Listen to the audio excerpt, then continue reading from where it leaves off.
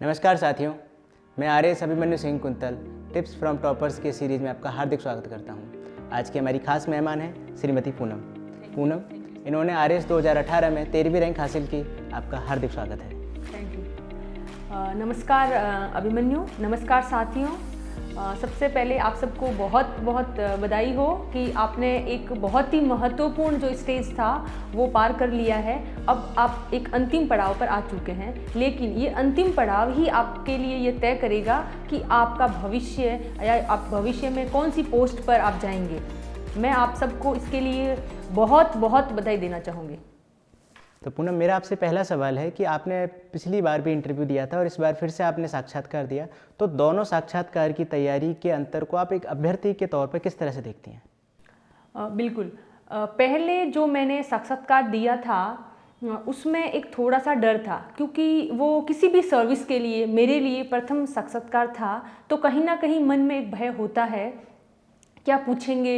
Mock interview खूब सारे दिए थे, लेकिन फिर भी लेकिन पहले साक्षात्कार के बाद में वही साक्षात्कार मेरे लिए इस बार एक मोटिवेशनल बना रहा। उसी से ही है जो मुझे मोटिवेशन मिला कि उसमें क्या रिक्वायरमेंट है, उस पर मैंने इस बार फोकस किया। इस बार जो मैंने इंटरव्यू दिया था उसके लिए जो प्लानिंग थी, थोड़ा मैं उसमें डिटेल से बात करना चाहूँगी। इसके लिए मैंने कुछ रजिस्टर जैसे अलग अलग सेगमेंट वाइज डाल दिए थे। जैसे सबसे पहले जो फोकस किया था वो था कि एक मेरा जिला तहसील या गांव, उसके बारे में एक जनरल इन्फॉर्मेशन क्या क्या हो सकती है। जैसे एक जिले की क्या प्रमुख समस्याएं होती है, भौगोलिक समस्याएं, सामाजिक समस्याएं, आर्थिक समस्याएं, उसका क्या समाधान हो सकता है। उस जिले की, उस तहसील की क्या भौगोलिक विशेषताएं हैं, क्या खास बात है उसके ऊपर। तो एक पूरा क्वेश्चन आंसर फॉर्मेट में, क्वेश्चन उसके 4 पॉइंट आंसर के रूप में फिक्स था। ये उसको है जो रजिस्टर में रखा। दूसरा जो रजिस्टर रखा वो रखा था शैक्षणिक पृष्ठभूमि का, जिसमें कि ग्रेजुएशन में सब्जेक्ट थे, उसमें से किसी एक सब्जेक्ट को मैंने लिया था, और पोस्ट ग्रेजुएशन में जो सब्जेक्ट था उसके ऊपर ज़्यादा फोकस रखा, क्योंकि मेरी जो लास्ट डिग्री थी वो वही थी पोस्ट ग्रेजुएशन वाली। उसमें जैसे इतिहास मेरा सब्जेक्ट था, तो मैंने इतिहास के बारे में 3 पार्ट कर लिए थे, modern, medieval and ancient history.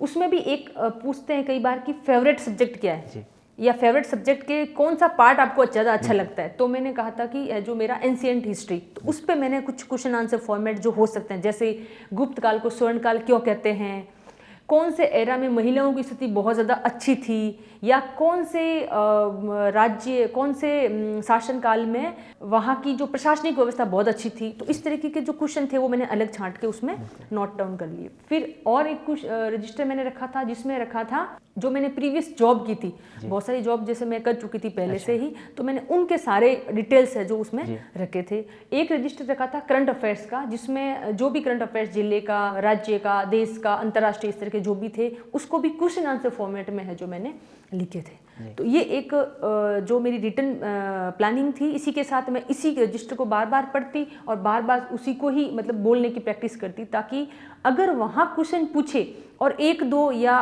50% question भी वहाँ से आए तो उसका आंसर बहुत अच्छे से दिया जा सकता है। ये प्लानिंग कहीं ना कहीं मेरे लिए एक अच्छा स्कोप साबित हुई। कई बार इंटरव्यू में इस तरह की काल्पनिक स्थिति पूछी जाती है, ना जिनका जवाब हाँ में दिया जा सकता है, ना ही ना में दिया जा सकता है। तो ऐसी स्थिति में अभ्यर्थी एक संतुलित जवाब किस प्रकार दे? बिल्कुल, ये जो भी काल्पनिक क्वेश्चन पूछे जाते हैं उसका आंसर अपने को देना ही होता है। आप डिनाई तो कर ही नहीं सकते, क्योंकि जैसे हमारे टाइम कोरोना चल रहा था, तो कोरोना के बारे में पूछा था कि कोरोना को रोकथाम के लिए जो प्रशासनिक या कोरोना के दौरान जो जनता को समस्याएं आई थी उसका प्रशासन के द्वारा कहाँ तक समाधान किया गया था, क्या कमी रह गई थी, क्या सुधार और किया जा सकता था। तो इस क्वेश्चन को आप मना नहीं कर सकते कि सॉरी सर। तो आप ये सोचें कि आपको प्रशासन और कोरोना को कोरिलेट करना है, तो एक अच्छा प्रशासन क्या हो सकता है, उसके जो भी विशेषताएं होती उसको आप उसमें आंसर दे सकते हैं। जैसे फॉर एग्जांपल आप कह सकते हैं कि प्रशासन और त्वरित रूप से कार्य कर सकता था, क्योंकि त्वरित समाधान एक प्रशासन का महत्वपूर्ण भाग है। जन जवाबदेहिता, प्रशासन जनता के लिए जनता का फीडबैक लेकर उसमें क्या प्रॉब्लम्स है इसको सॉल्यूशन किया जा सकता था। इस तरीके से आप जो भी पूछा जा रहा है उसका रूट कॉज ले सकते हैं।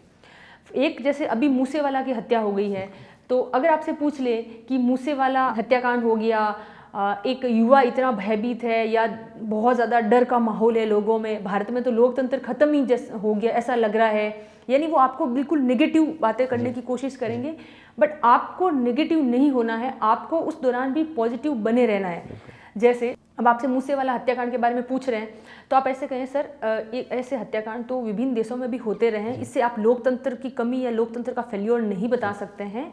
लेकिन ये जो हत्याकांड हुआ है इसका जो रूट या इसका जो एक मेन जो कारण था कि जेल प्रशासन में कहीं ना कहीं मॉनिटरिंग और उसमें सुधार की ज़्यादा ज़रूरत है।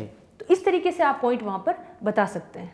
जी पूनम जी, कई बार किसी सवाल का जवाब आता ही नहीं है या फिर फैक्ट बेस होता है, हमें नहीं पता होता है, तो उसका जवाब किस तरह से देना चाहिए? हाँ, फैक्ट बेस वाले अगर मान लो नहीं आते हैं तो मैं यही कहूँगी आप ब्लफ करने के बजाय आप बिल्कुल आसान शब्दों में सॉरी बोलें। आप ऐसे कह सकते हैं कि सर माफ़ कीजिएगा, ये मैंने पढ़ा तो था, अगर आपने पढ़ा है तो पढ़ा था, लेकिन अभी मैं इसको पूर्ण रूप से रिकॉल नहीं कर पा रही हूँ, ऐसे आप करके सॉरी बोल सकते हैं। मीन्स आराम से सॉरी बोलिए, विथ कॉन्फिडेंस सॉरी बोलिए। तो एक साक्षात्कार में कितनी बार सॉरी बोला जा सकता है? कितनी भी बार बोल सकते हैं, जितना आपको। अगर नहीं आए तो ऑब्वियसली अपने पास कोई ऑप्शन नहीं है सॉरी के अलावा। आप सॉरी कहिए, एकदम हंस के सॉरी कहिए और सम्मान रेस्पेक्ट के साथ सॉरी कहिए। तो पूनम जी, आपकी समझ में मॉक इंटरव्यू कितने महत्वपूर्ण होते हैं और एक अभ्यर्थी को कितने मॉक इंटरव्यू देने चाहिए और उसकी शुरुआत वो कब से करें? मॉक इंटरव्यू वैसा ही है जैसा अपन रिटन के लिए प्रैक्टिस करते हैं, टेस्ट सीरीज देते हैं। तो आप मॉक इंटरव्यू मैक्सिमम जितने आप दे सकते हैं उतने आपको देने चाहिए। और शुरुआत की बात करें तो आपका रिजल्ट आ चुका है, तो अब तो आपको शुरुआत करनी ही है। आप अभी विभिन्न कोचिंगों में भी स्टार्ट हो गए हैं मॉक, तो आप सब जगह जाएं, आराम से सब जगह मॉक दें। वहाँ जो भी क्वेश्चन पूछे जा रहे हैं, आपको जो आ रहे हैं उसको भी आप लिखें और जो नहीं आ रहे हैं उनको भी आप नोट करें और अच्छे से उनके 4 पॉइंट्स आंसर के रूप में फ्रेम कर लें। दूसरा मैं कहना चाहूँगी कि आप एक ग्रुप भी बना सकते हैं, उस ग्रुप में आपस में एक दूसरे का इंटरव्यू ले सकते हैं। उससे क्या होगा, जब आप इंटरव्यू लेंगे तो सामने वाले से आप क्या अपेक्षा कर रहे हैं, जो आप क्वेश्चन पूछ रहे हैं क्या वो सामने वाला समझ के उस क्वेश्चन का आंसर जो रिक्वायरमेंट है वही दे रहा है। तो आपको भी पता चल जाएगा कि जब आपका इंटरव्यू हो रहा है तो आप क्या उसका अकॉर्डिंग आंसर दे पा रहे हैं या नहीं दे पा रहे हैं।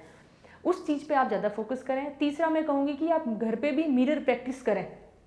बैठने सिटिंग पोस्चर आप देख सकते हैं, आप कैसे बैठ रहे हैं, सीधे बैठ रहे हैं, नहीं बैठ रहे हैं, या आपका मतलब एक बैठने का पोस्चर भी डिपेंड करता है, तो उस पर भी आप प्रैक्टिस करें। खुद से आंसर क्वेश्चन पूछ सकते हैं, खुद से आंसर देने का प्रयास करें कि हाँ ये क्वेश्चन है, इसका मैं आंसर ऐसे ऐसे करूँगी, तो एक वो फ्रेम कहीं गड़बड़ होगी तो ऐसे सुधार हो सकता है धीरे धीरे। कहीं ना कहीं आप जब जहाँ पे भी बैठे रहें, मेरे साथ तो यही था, उठते बैठते सोचते, मतलब हर टाइम दिमाग में यही सोचते थे कि ये क्वेश्चन पूछ लिया तो इसका आंसर ऐसे कर देंगे, ये क्वेश्चन पूछा तो इसका आंसर ऐसे कर देंगे, तो वो अपने आप ही दिमाग फ्रेम करता है। फिर जब आरपीएससी में भी क्वेश्चन पूछते हैं तो दिमाग में वो फ्रेमिंग आ जाती है। तो पूनम, साक्षात्कार के दौरान ऐसी कौन सी गलतियां जो अभ्यर्थी को कदापि नहीं करनी चाहिए? मुख्य सबसे प्रमुख जो गलती मानी जाती है वो है आप आई कांटेक्ट मेंटेन करें। अगर सभी से आई कांटेक्ट मेंटेन नहीं करना सबसे बड़ी गलती होती है। उससे आपका झलक जाता है कि आप या तो कॉन्फिडेंट नहीं है या फिर आपको क्वेश्चन नहीं आ रहा है। क्योंकि अगर आपने आंसर नहीं आ रहा है, क्योंकि कई बार आंसर नहीं आता है, अपने को पता नहीं होता अपन गलत आंसर दे रहे हैं सही दे रहे हैं, अपने को लगता है क्या पता सही हो, तो आप बिल्कुल आई कांटेक्ट सबसे मेंटेन करें। दूसरा जो प्रमुख बात है, ओरिजिनल बने रहें। आप अपने बिहेवियर को ज़्यादा पॉलिश ना करें, क्योंकि जो आप ओरिजिनल हैं वही उनके सामने रहने दें। जैसे अगर आपसे कोई क्वेश्चन पूछा जा रहा, आपको नहीं आया, आपने कह दिया सॉरी सर मैं बाद में घर जाके देख लूँगी, या अभी मुझे रिकॉल नहीं हो पा रहा है, पर उनको दिखना भी चाहिए। बाद में भी आप इसको कर सकते हैं। जैसे आपसे कुछ पूछ लिया, फॉर एग्जांपल जैसे पूछ लिया कि अगर आपकी पोस्टिंग इतनी दूर कर दी जाए तो आप कैसे मैनेज करेंगी, तो आप जब आंसर दे तो वहाँ लिखना चाहिए कि हाँ सर बिल्कुल, अगर मेरी पोस्टिंग इतनी दूर भी हो जाएगी तब भी मैं मैनेज कर लूँगी। मैं अपने फैमिली के साथ एक मतलब वहाँ पे भी जो मतलब एक जो रिश्ता है उसको भी बरकरार रख के मैं अपनी सर्विस को भी पूर्ण टाइम दे सकती हूँ। तो इस तरीके से आपको वहाँ अपने आप को साबित भी करें साथ साथ में। तो पूनम जी, मेरा आपसे अंतिम सवाल, साक्षात्कार दे रहे अभ्यर्थियों के लिए कोई विशेष टिप जो आप देना चाहें? मुख्य बात वही है, बी कॉन्फिडेंट और बी ओरिजिनल। और इसके साथ ही आप जितना आपने रिटन के लिए मेहनत की है, मैं चाहती हूँ उससे ज़्यादा आप अपना फोकस इस पे लगा दें। आप इसको बिल्कुल हल्के में ना लें, क्योंकि राइटिंग प्रैक्टिस तो फिर भी, यानी लिखना तो फिर भी अपन सोच के 2 मिनट सोच के लिख सकते हैं, लेकिन वहाँ आपको बोलना होता है, तो बोलने के लिए लिखने से ज़्यादा प्रैक्टिस चाहिए। पहले तो लिखो, फिर उसको बार बार बोलो, तब जाके वहाँ ऑन द स्पॉट अपन किसी बात को रख पाएंगे, आगे वाले को कन्विंस कर पाएंगे। अंत में यही कहना चाहूँगी कि आप अपने दिमाग में ये रखें, ये ना सोचें कि उस स्थिति में क्या होगा। जैसे आप एक बात ये भी होता है कि इंटरव्यू हॉल के बाहर बैठे रहे होते हैं, जब आपका नंबर आने ही वाला होता है, तो कहीं ना कहीं अपन उस स्थिति को सोच के थोड़ा नर्वस हो जाते हैं। बिल्कुल। लेकिन आप उस दौरान ये सोचें कि आपने अपनी तैयारी 100% कर ली, अब सब कुछ उसके भरोसे छोड़ दें, जितना आएगा उतना आंसर दे देंगे। तो आप ये सोचें कि ये राह जहाँ तक जाएगी राहगीर वहाँ तक जाएगा, दरिया से क्या पूछ रहे हो, नीर कहाँ तक जाएगा, खींच धनु की डोर निशाना, साधो अपनी मंजिल का, बाकी बाद में देखेंगे कि ये तीर कहाँ तक जाएगा। तो वो सब कुछ की स्थिति बाद के लिए छोड़ दें। साथियों, हमारे साथ ये जानकारियाँ साझा कर रही थी RAS श्रीमती पूनम। पूनम, आपका बहुत बहुत धन्यवाद। धन्यवाद अभिमन्यु, और ये जो प्लेटफॉर्म मुझे प्रोवाइड करवाया उसके लिए आपका बहुत बहुत आभार। और आभार साथियों। तो साथियों, जुड़े रहिए टिप्स फ्रॉम टॉपर्स की सीरीज में अन्य रोचक जानकारियों के लिए। नमस्कार। Thank you. नमस्कार।